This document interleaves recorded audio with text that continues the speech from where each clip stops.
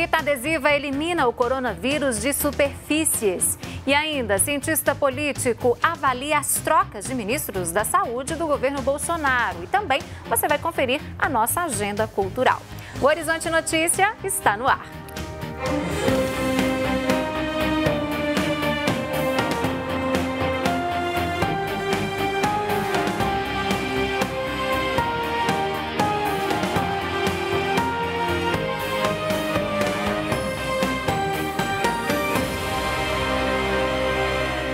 Olá!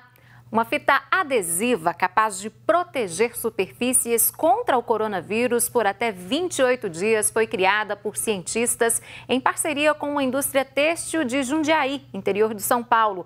O material que elimina o vírus e bactérias já está sendo produzido para venda no atacado e em breve poderá chegar ao consumidor. O verde é conhecido como a cor da esperança.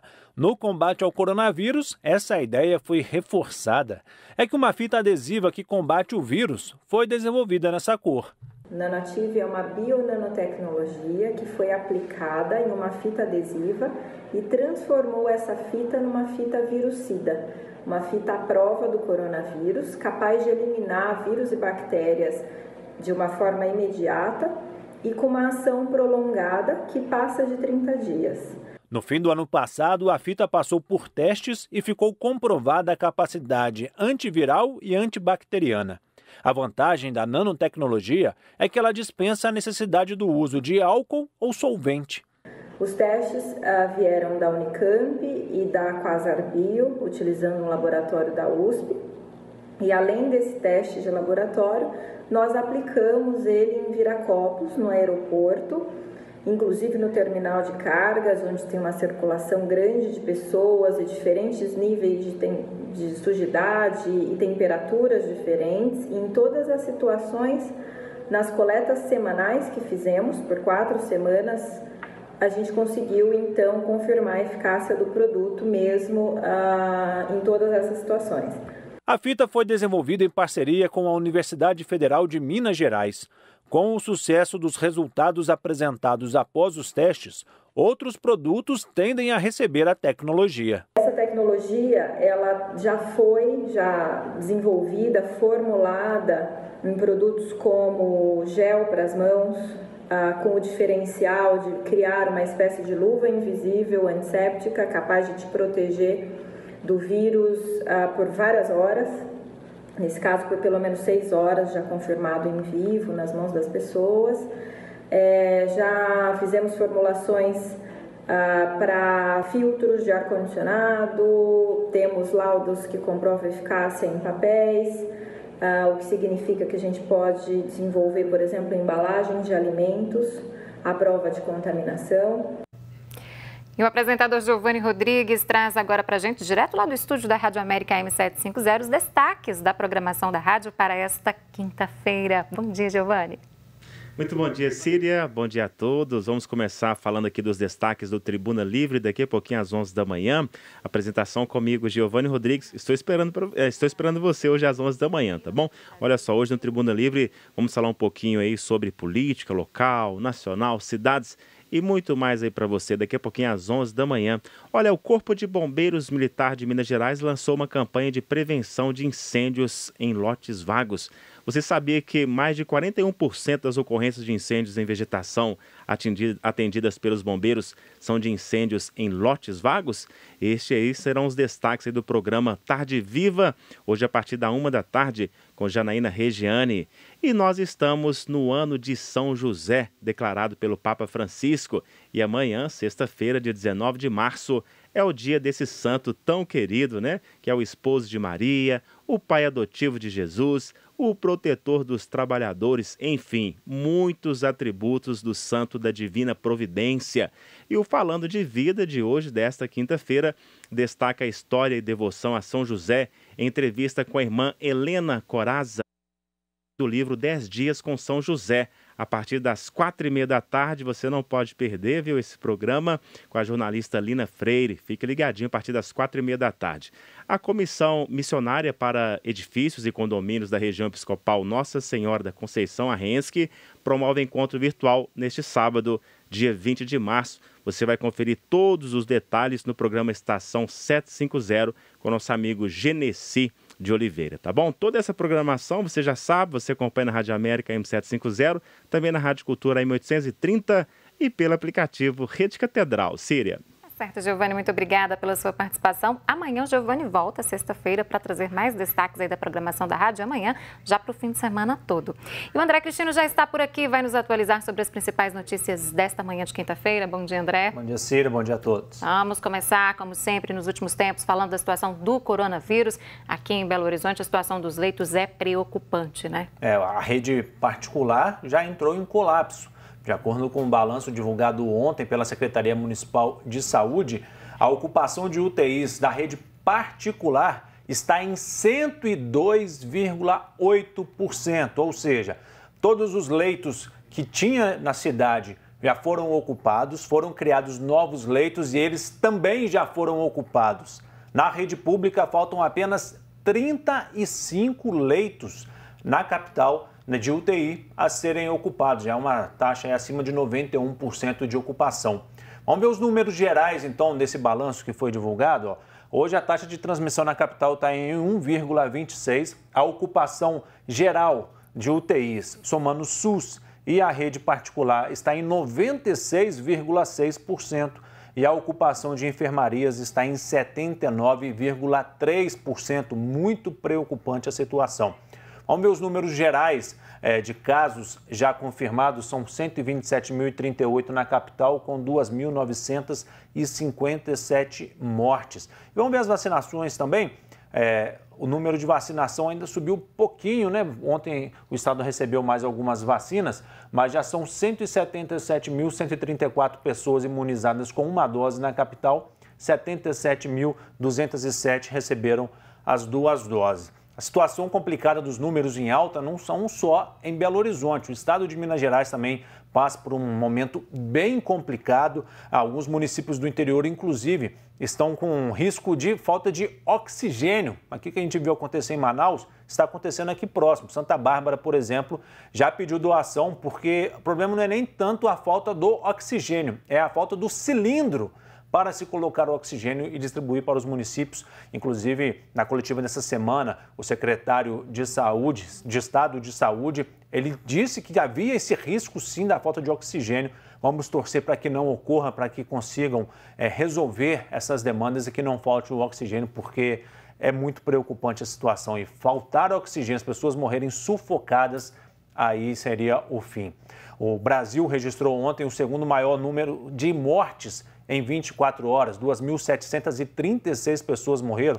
E a gente tem esse gráfico aí, que mostra o quanto tem aumentado o número de mortes por dia e a média móvel. Essa linha azul, ela é a média móvel de mortes. E ela bateu o recorde. Pela primeira vez, a média móvel ficou acima de 2.000 mortes por dia. O que é a média móvel?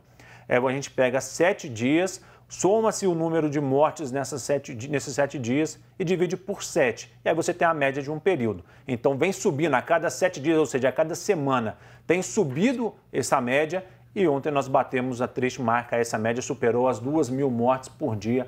Muito preocupante a situação no coronavírus, Cília. Situação muito triste, muito preocupante. A cada dia que a gente vem aqui de manhã atualizar a situação, tem mais uma preocupação. Agora essa questão do oxigênio, né?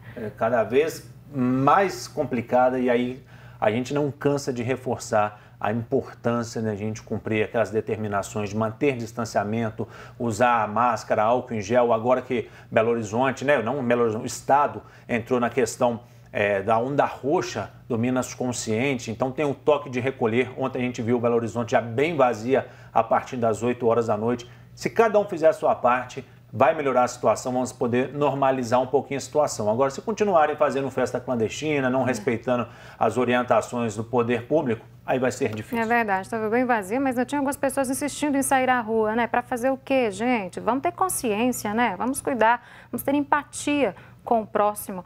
André, A esperança para isso tudo a gente sempre fala que é a vacina. E aí tem aquela história dos fura-filas, né? Como é que ficou isso, hein? Pois é, ontem a Assembleia Legislativa ela já definiu quem serão os deputados que vão fazer parte da CPI, que vai investigar os fura-filas. Hoje será decidido o presidente e o vice-presidente da Comissão Parlamentar de Inquérito. Além dos fura-filas, eles vão averiguar por que o Estado fez um baixo investimento no combate ao coronavírus e se foram investidos aqueles 12% de arrecadação de impostos que são constitucionais. Esse valor tem que ir para a saúde. Até fevereiro, o Estado de Minas Gerais não tinha repassado essa margem. Então, eles vão verificar se foi repassado, se não foi, o porquê. E aí, com relação aos fura-filas, a Assembleia já tinha recebido uma lista de 828 servidores que receberam a vacinação ligados à Secretaria de Estado de Saúde de Belo Horizonte. Ontem receberam uma outra lista com 1.852 servidores do interior do estado que também receberam a vacinação. Não foi divulgado ainda se esses servidores, todos eles teriam direito ou não a receber a vacinação, se eles furaram fila ou não. O que a Secretaria de Estado de Saúde disse é que quem não está em Belo Horizonte, a vacinação ela segue as determinações do município. Então seria a regional quem seria responsável pela vacinação ou não daqueles servidores e não a Secretaria de Estado de Saúde. Mas a CPI vai apurar todas essas informações. Bom, da saúde vamos agora para a economia. Tivemos um aumento na taxa Selic de 0,75. O que isso significa na prática para as pessoas no dia a dia, André? Pois é, a taxa Selic ela é a taxa básica de juros no Brasil, ela que deveria nortear as outras taxas, os juros cobrados, por exemplo, cartão de crédito, financiamento e empréstimos. Só que ela é um mecanismo usado pelo governo para tentar controlar a inflação. Quando a inflação está alta, se aumenta a taxa Selic, e quando ela está baixa, baixa a taxa Selic. Então, ela estava desde agosto do ano passado em 2% menor patamar histórico. E aí ontem teve a reunião do Copom que decidiu aumentar para 2,75%. Daqui 45 dias haverá um novo encontro do Copom e há a possibilidade de aumentar mais 0,75%, chegando a 3,5% a taxa Selic.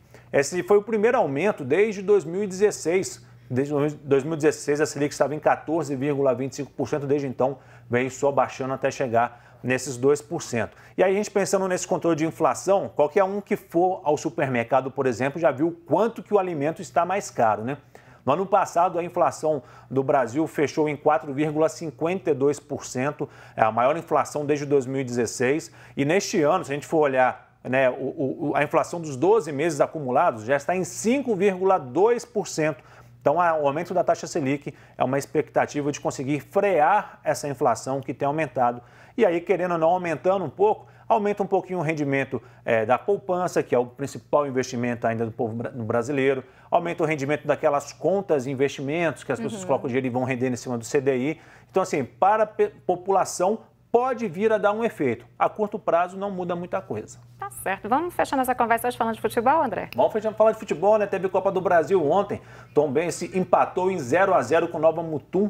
Avançou porque jogou fora de casa, avançou a segunda fase da competição. Por enquanto temos 2 times classificados, né? Cruzeiro, Tombense, Uberlândia foi eliminado. Hoje, os outros 2 mineiros entram em campo às 4 horas da tarde. 13 da Paraíba e América jogam em Campina Grande às 4 horas da tarde. E às 5h30 da tarde tem Caldense e Vasco em Poços de Caldas. André, muito obrigada e até amanhã. Tchau. Gente, olha só, em um ano passaram pelo Ministério da Saúde do governo Bolsonaro 4 ministros. A mais recente substituição ocorreu no início desta semana, quando Eduardo Pazuello deixou o cargo. Quem assumiu foi o médico cardiologista Marcelo Queiroga. Como será que essa mudança pode, de fato, refletir no enfrentamento ao coronavírus e também no Plano Nacional de Imunização? Vamos conferir a avaliação do cientista político Malco Camargo sobre este tema. O general Pazuello assumiu interinamente o Ministério da Saúde no dia 15 de maio de 2020, data na qual o Brasil tinha cerca de 15 mil mortes causadas pelo coronavírus. 10 meses depois, Pazuello sai pela mesma porta dos fundos pela qual entrou e com resultados catastróficos. O número de mortes aumentou quase 20 vezes e já passa dos 280 mil. Recomendações de compra de remédios comprovadamente ineficazes ainda fazem parte de rotinas do Ministério da Saúde. Durante o seu exercício, no Ministério, Pazuello recusou a compra de 70 milhões de doses da vacina da Pfizer, que seriam entregues em dezembro de 2020. Pazuello não recomendou o uso de máscaras e nem defendeu o lockdown como medida preventiva para diminuir o contágio, além de deixar faltar nos hospitais sedativos e oxigênio. No Brasil, o economista José Serra é tido como um dos melhores ministros da saúde da nossa história. E, sem dúvida, o general Pazuello, especialista em logística, entra para a história como o pior ministro da saúde de todos os tempos. E daqui a pouco você vai conferir a programação da nossa agenda virtual cultural. Voltamos em instantes.